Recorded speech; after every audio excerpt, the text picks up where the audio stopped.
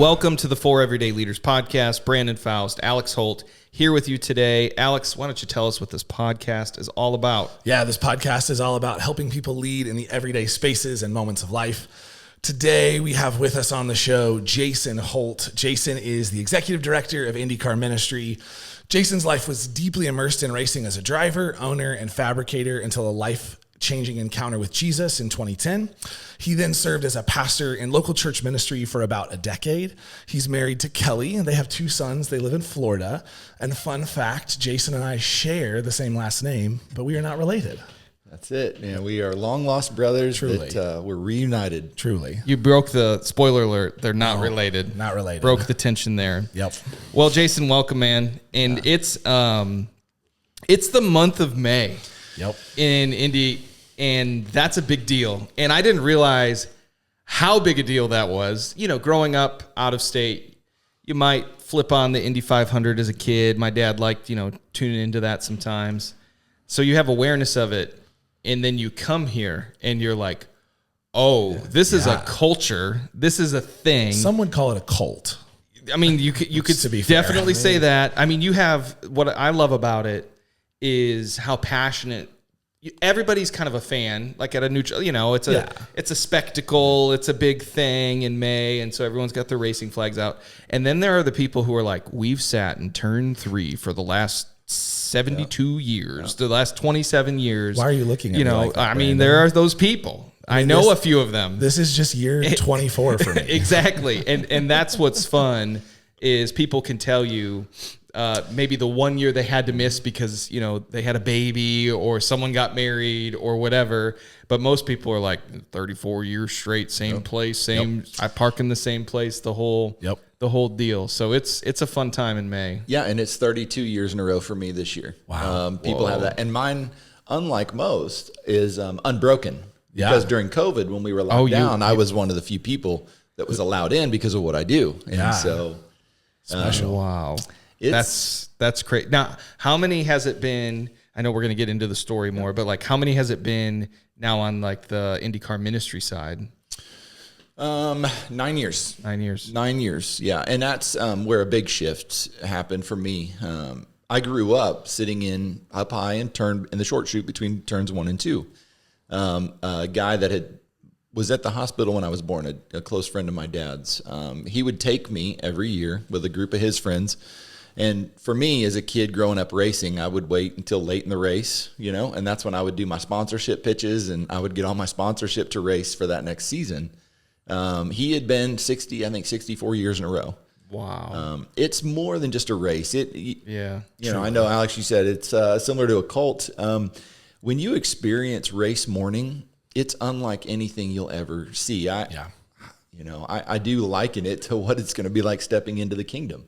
Just people everywhere and just this mass excitement. So no, it's good. I'd gone to all the stuff because of you, like practices, qualification day, all that kind of stuff, met drivers and things that people would be really, really excited about. And I'm like, I don't even know who this person is. And then I'm like, I'm going to cheer for that person. They seem pretty nice, and I asked Jason, I'm like, it's like person. Yeah. You can cheer for that person. It's all good.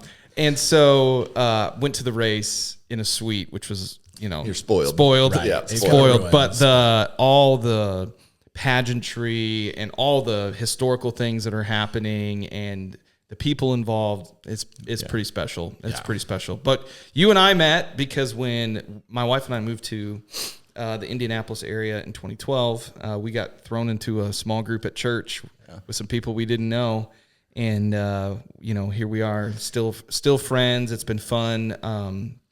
You've been involved with various things that we've, over the years before it was even Wayfinders, conversations that we had. We traveled to India together and learned a lot from this church planting movement there that really impacted, I think, both of our lives in a significant way and help us put language to the angst, I think, that we were feeling in ministry and to see now, different things that you've been a part of with life mapping, with things that you've been trained and equipped with our discipleship framework that you are using and even having touch points within Indy Car Ministry is really, really cool. And even with you living in a, in a much warmer place in Florida. It's been fun to be able to go down a few times, hang out with you guys. But then in the month of May, it's like I know I'm going to see my buddy every year, which is really, really special. And thank you. I know it's a busy time, the busy week. So to be able to have you on today is a real treat, man. Yeah, I'm beyond excited and grateful. I mean, since moving to Florida in 2016, I know it's been tough to be able to get here and be a part of this, but I always love to just share what I'm learning, what God's doing in my life and heart, and how He's shifting and changing my leadership. And so just so honored to be here with you guys. Thanks, man. Yeah, that's awesome. Well, let's get into it. Yep. Tell us, obviously, spoiler alert, racing is part of the journey and story with Jason, but tell us about where you grew up, what was life like for you growing up, and then how did this racing thing get introduced to? Yeah, so I grew up on a farm in northern Indiana till about 7th grade, but my dad had actually owned Indy cars back in the 60s. He had been in and out of racing most of his life, and so it was, unfortunately, it's kind of in my DNA. There was no way around it. I tried other sports, and it was just embarrassing. I learned early on, basketball is not my jam. Same. So racing it was, and started racing go-karts at a young age. And being an Indiana boy growing up, there's just only one place you go, and that's Indianapolis Motor Speedway. And so for better or for worse, that was my guiding light for the first 30 years of my life. It was whatever I had to sacrifice, whatever I had to do, I just wanted to take the green flag at Indianapolis. And so, of course, when your life is built around something like that, it leads you down all kinds of paths. And it did. And that's really, I'm so thankful to have racing in my life and the experiences I've had, but it's also led to some pretty dark places as well. Some pretty steep learning curves. So, Yeah. And I can even remember a time when it was kind of like, I got to just walk away from this thing altogether and put my hands up. And now there's that redemptive thread. Before we get to that piece, tell us, as you're, a lot of times people hear different stories about racing, but seeing and knowing a few folks now, and the sacrifices, the time for the whole family, plus you're working a job. So what did you end up career-wise doing during that time? Because it is, I got to see you race. It was kind of like a homecoming sort of thing for you several years ago, and I'll never forget that. And you might, because you got whacked pretty good, so you might forget that one. But tell us about career, and then how does that just work? What does that look like? Yeah. So ultimately, as you can imagine, racing, it's expensive.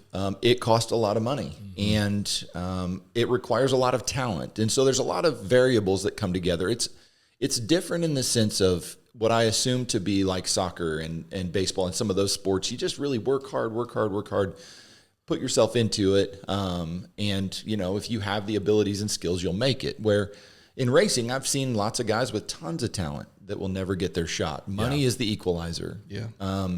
And so for me, my dad, I love him dearly. God bless him. He's gone to be with the Lord, but he was quite a bit older, and he saw in racing a lot of dads just throw money at their kids' careers.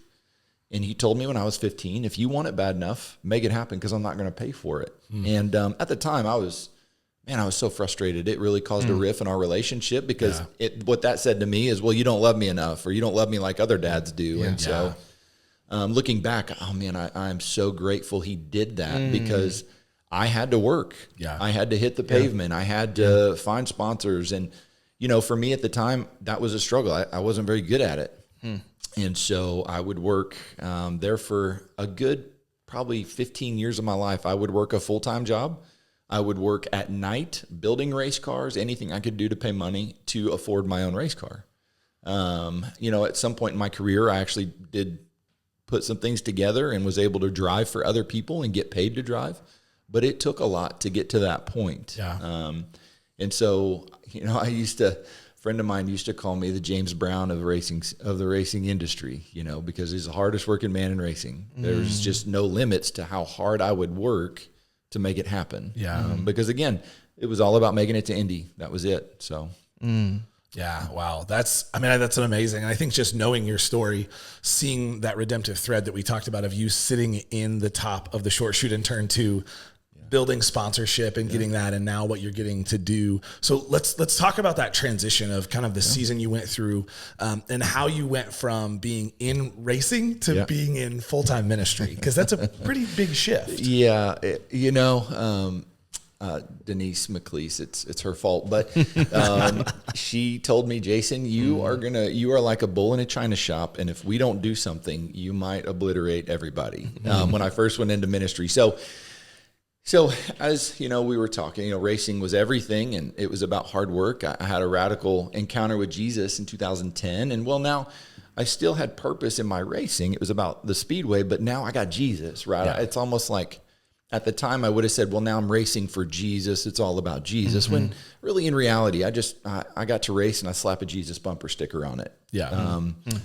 And did my best. It was great. But 2012, I was hired to drive, getting paid. Had a great night of racing.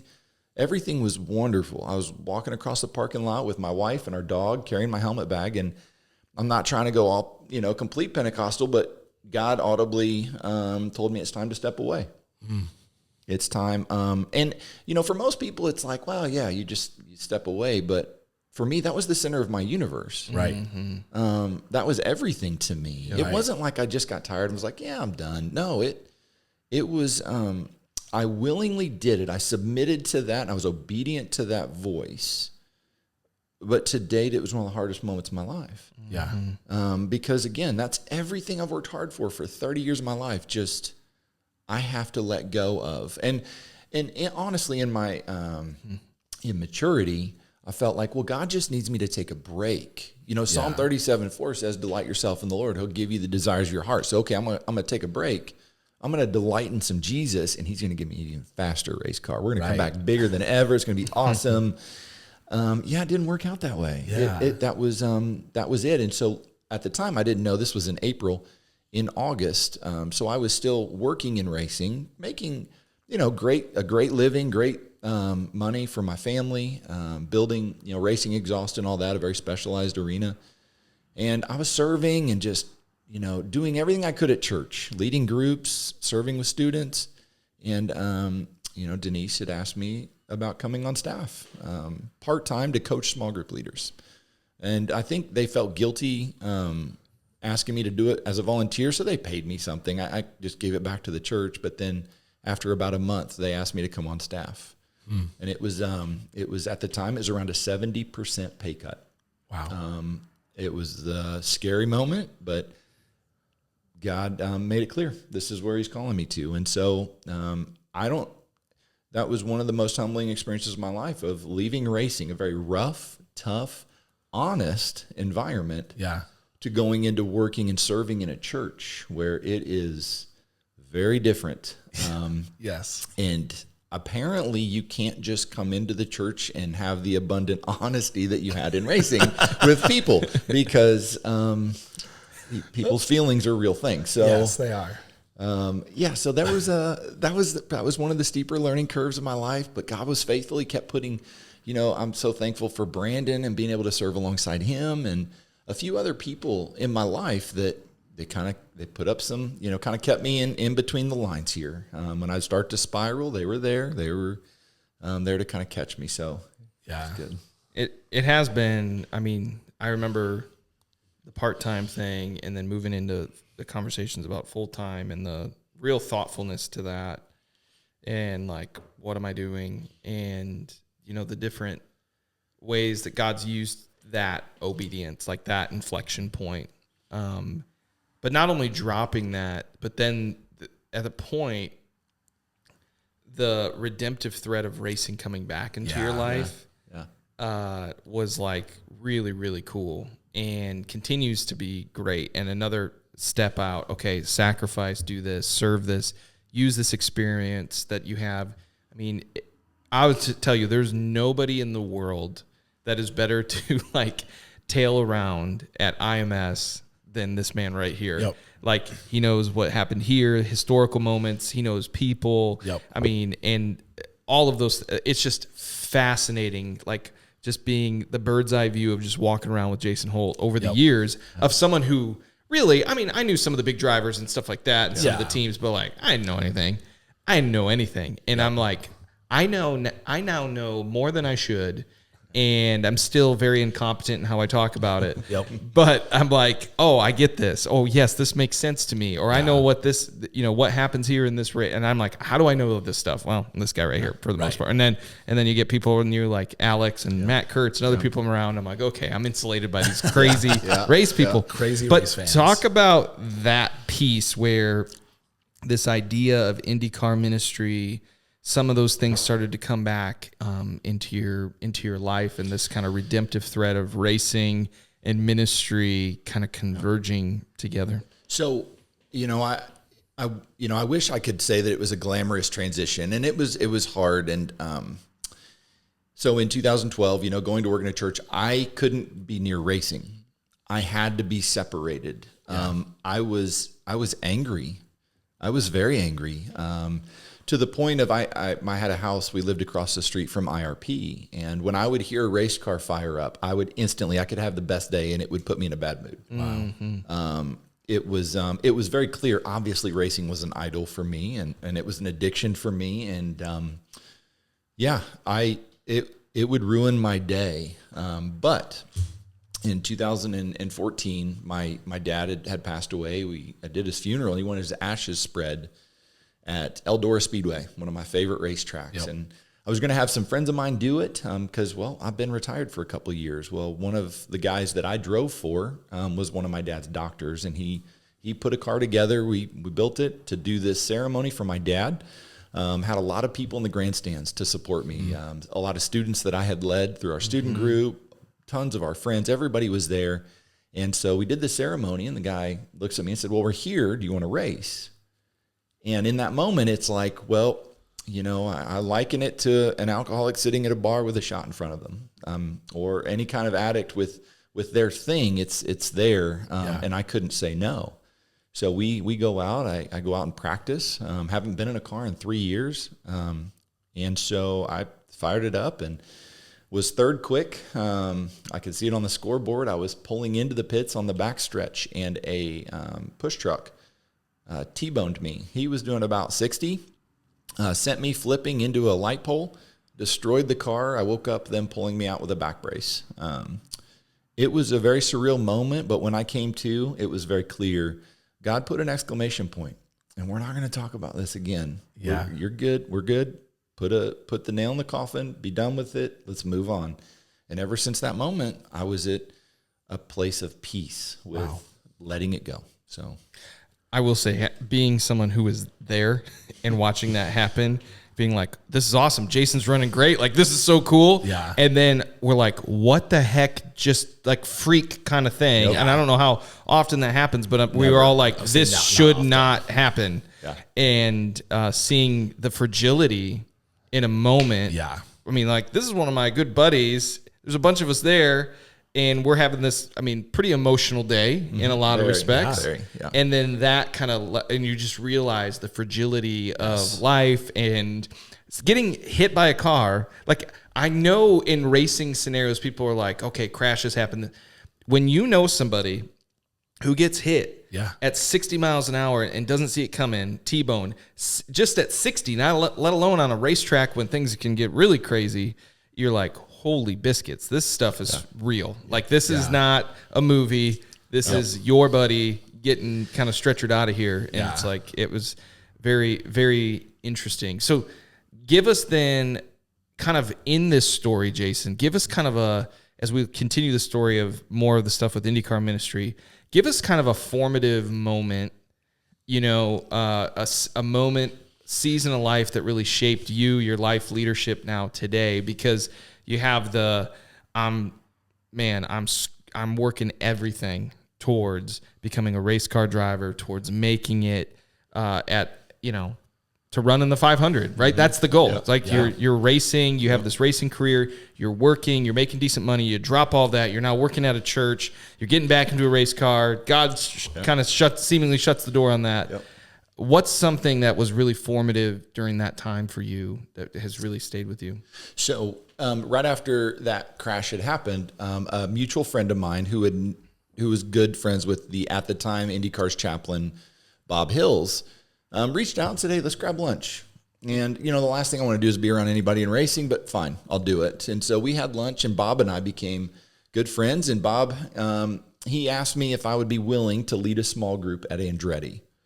You just go into the shop once a week during lunch, lead the guys through different Bible studies. And after some prayer, I'm like, you know what, I can do that, right? I can go back in because I felt like a part of my soul was missing without any racing in my life. Yeah.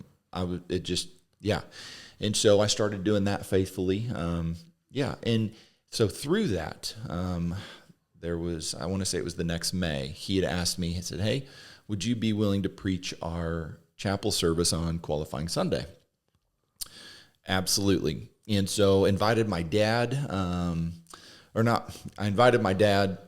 his wife, and our family, and just everybody was there. And it was a very surreal moment for me. That was a defining moment where I preached the gospel, and God impressed it on my heart to say, you know what, this is a short list of men and women that have raced at the Indianapolis Motor Speedway. There is. Yep. There's an even shorter list of men and women that have shared the gospel at Indianapolis Motor Speedway. Yep. And in regards to my kingdom, what matters most?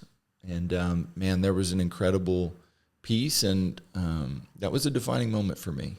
Yeah. Wow. And I think there is something so interesting, and I think we also have to say there's a humor that the Lord does have in this, like, hey, I'm going to take you out of being in a car, but I'm going to use you in your story and redeem all that you know about this industry. Yes. Because like you said, it's a short list of people who have raced at the Indianapolis Motor Speedway and who have been involved in the world of IndyCar.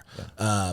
And so for someone who is as ingrained in that culture and in that community as you are, for the Lord to say, I'm going to put you in the middle of this really challenging environment to share my gospel and my good news. I think we have to acknowledge the beauty in that, and also the humor that the Lord does have in that. Well, and very rarely can you and other people in your life, when you have kind of these inflection points, be like, wow, look at that full circle moment. And there were so many that was like, for all of us, that we were like, man, this just makes so much sense. Yes. Like, this is not what you expected, but for all of us on the other side, we're like, my goodness, this makes a ton of sense right now. Yeah. In a beautiful way. So Jason, now in your life and career, you are full-time with Indy Car Ministry. So talk to us about just a little bit of that transition of going from doing that part-time, still being a pastor, to full-time, and then what you're getting to do in the paddock inside of IndyCar. Yeah. So I came on, Bob had retired, and after Justin Wilson had passed away, and that was, I forget how many drivers he had buried, he was done. So IndyCar, the board brought me on part-time with two other guys as a chaplain. And so I had to find a balance. That was, for about 8 years of working full-time in the local church, where pastors typically aren't allowed to miss more than 4 Sundays a year. Yep. God was gracious and put me in churches that I could miss more. So I was traveling a lot and balancing being home and working in church a lot until about 1.5 years ago. I had the opportunity to go full-time to where my wife and I, we prayed through it, and her sentiment was, worst case, you're gone 17, 18 weekends a year. You're gone 52 weekends a year working in a church. Yeah. And so we made that shift to going full time. And it was almost like another massive learning curve for me, because as I went from racing into being a pastor, I don't know what I'm doing. Yeah. I love Jesus. I love his word, and I love his people. But other than that, I don't know.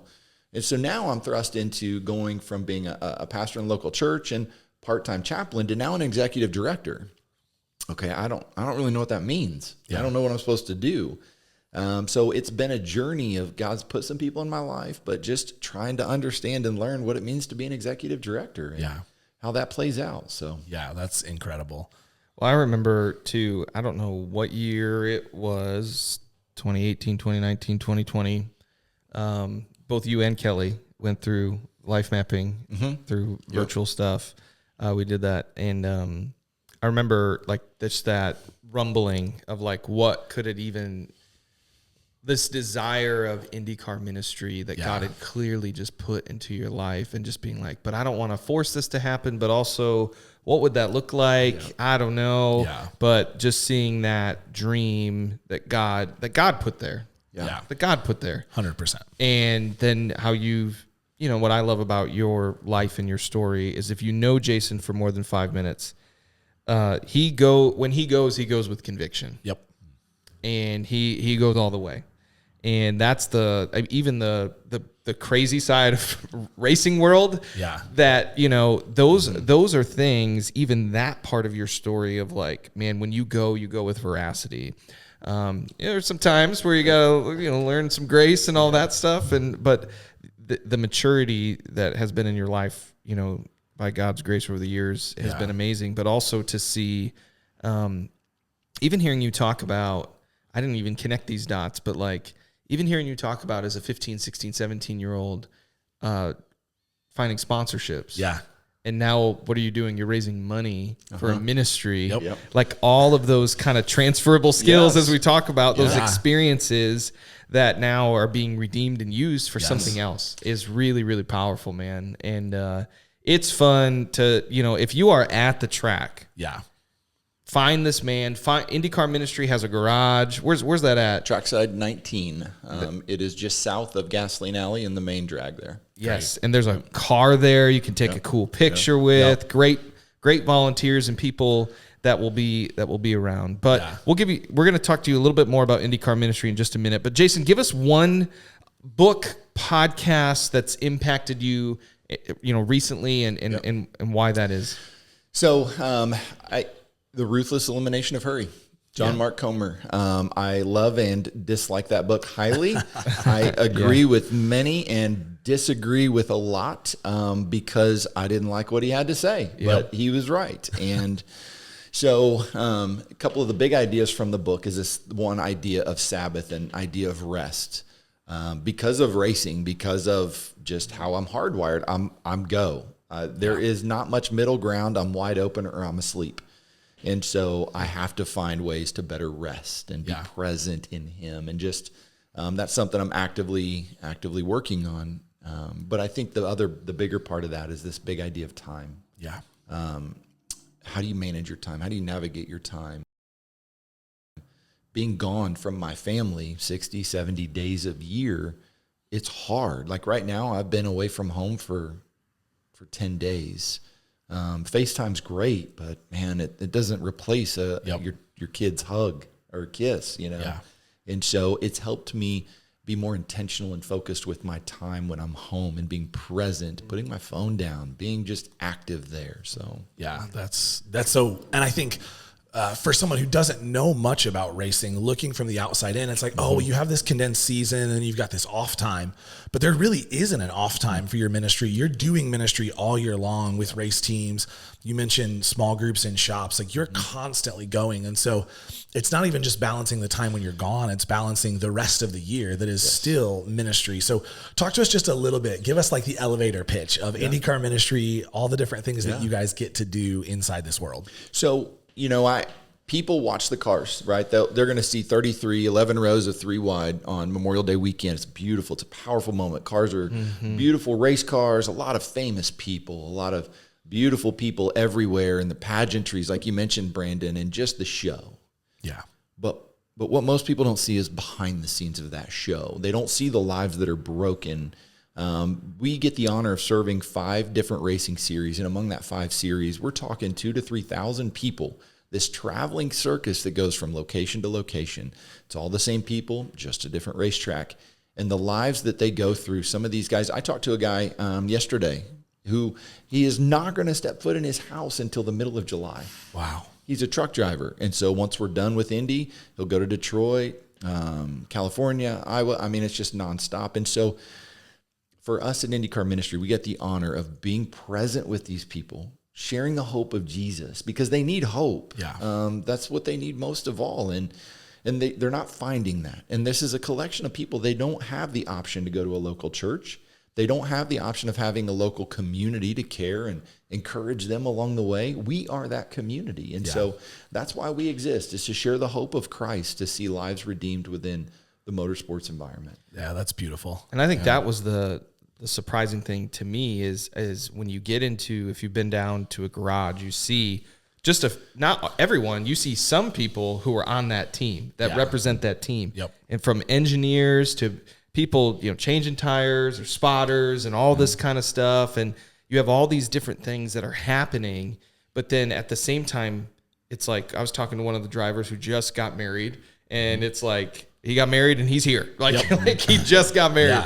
And so those life things that happen, challenges, diagnoses, new births, right? Like all those kinds of things, tragedy in their extended family, whatever. And I know that those are the things that are like, there is no off season for those things, right? And in the first line, and I know some of the stories and all those things of people, ways that you're trying to connect people into being cared for, funerals that maybe have to be done, weddings, all kinds of counseling, small group ministry, discipleship ministry, all these things that are happening within IndyCar as a direct result of a group of people spearheaded by you and some of the team at Indy Car Ministry making this kind of happen. Well, I would say that's just, I think what's so amazing is I've had the privilege of getting to partner with Indy Car Ministry, walk behind you and do some filming and do some work. And the number of people that you can say, oh, we just talked to this person. They're going through this really challenging circumstance.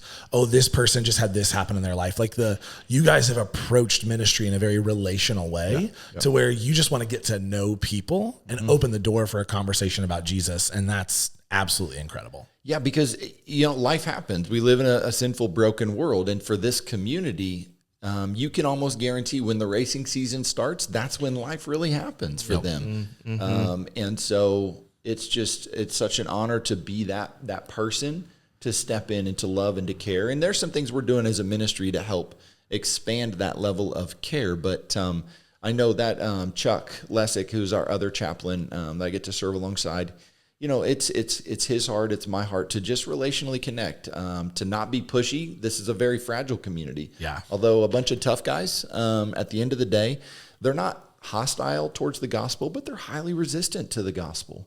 And they've had people in the past that's been super pushy, and that's not us, man. And that's what I love about how God's used my story is a lot of these guys used to come to my house parties. Yeah. A lot of these guys used to know me before Jesus. And I'm not trying to be something I'm not. Like I'm the same guy, except I drowned him in the baptismal, and this is a new Jason. Yeah. So that's awesome. So Jason, talk to us. How can people get connected with Indy Car Ministry? How can they get involved? You guys have lots of serving opportunities. Talk to us about that. Yeah. So we really have three main ways that you can partner with Indy Car Ministry. You can be a part of what we're doing and seeing God move through this ministry. One is our fan outreach, as you talked about, in Trackside Garage 19. We have a show car, kind of an X-race car that we take to 10 races a year. And the idea is, our hope is to partner with the local church, that whatever city we're in, they would provide volunteers. Now, the idea would be that they're not race fans, or they don't have to know anything about us. It's not about us per se. But our ministry booth, our show car, is a draw for the people. Yeah. And so the idea would be that you connect with the people in your area, pray with them, invite them to your church. We have a great partner church in St. Pete. I think Friday of practice this year, they prayed with like 48 people. Wow. I mean, it's just incredible how God is using that. And so we've got our fan outreach. You can sign up and serve with that. The other side of it is our prayer. We have a prayer calendar on our website that lists every team and every kind of nook and cranny that we serve, officials, doctors, safety team, you name it. Honestly, our community needs prayer bad. I mean, that is the number one thing they need. And my heart is to engage as many people praying for those teams, so that Indy Car Ministry isn't just what I do or Chuck does or Brian does at the racetrack. It is an army of people that love Jesus, that when they watch that green flag, they're just take a moment and pray through each of the 27, or during the 500, each of the 33 cars.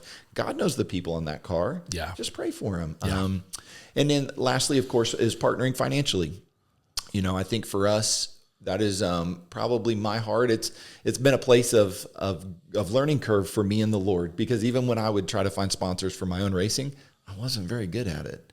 I wasn't, but through ministry and what God has done in my own finances and life, it's changed my outlook that we do worship a God of abundance. And I've got to see that through fundraising, and it's become something that I really enjoy. Yeah. And so for us, whether that's 25 a month, 50 a month, 100 a month, whatever that looks like, we are looking for partners in this to invest in this ministry, to see life change happen within IndyCar. And I just got to tell you guys, man, this year we are riding a wave of incredible momentum of seeing God move. Now is our time. And so certainly want to invite people to join us on that front. Yeah. And I think what's so beautiful about this is you have ways in which you're serving the fans and inviting the fans into be prayed with or to jump into the ministry, which I love.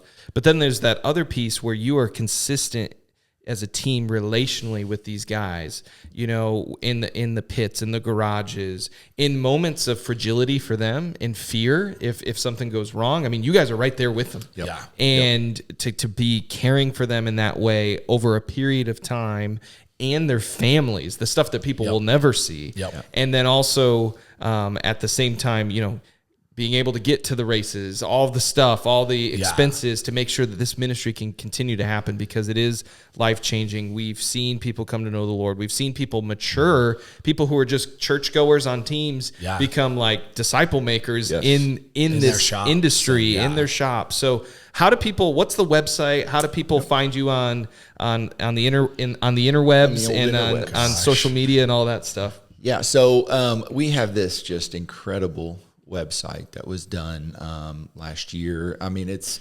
award-worthy website and video on there. Honestly, this video, my brother here, not so brother, but brother Alex, he filmed a video for us last year that just really captures the essence of who we are and what we do. I invite you to go check it out. It's right on our homepage at indycarministry.org. We're also as active as I can be on social media. That's another learning curve. I'm doing it all myself. And so certainly on Facebook, on X, on Instagram, and our YouTube channel. We put out some various resources on our YouTube channel. So please join us there. That's awesome. And we'll link to all of that stuff in the show notes for today's episode. Well, Jason, thanks for jumping in on this episode this week. And we want to say thanks to all of you for tuning in to this episode of the For Everyday Leaders podcast by Wayfinders. We hope it helps you lead in the everyday spaces and moments of life. Yeah, and we would love for you to continue joining us on the journey of this podcast. Leave a rating, leave a comment, let us know how this content is impacting you. And then you can also subscribe to the podcast on Apple Podcasts, Spotify, Anchor, and YouTube. Jason, thanks so much. And thanks, fellas. Love what you guys are doing here. So grateful for what's happening. Thanks, buddy.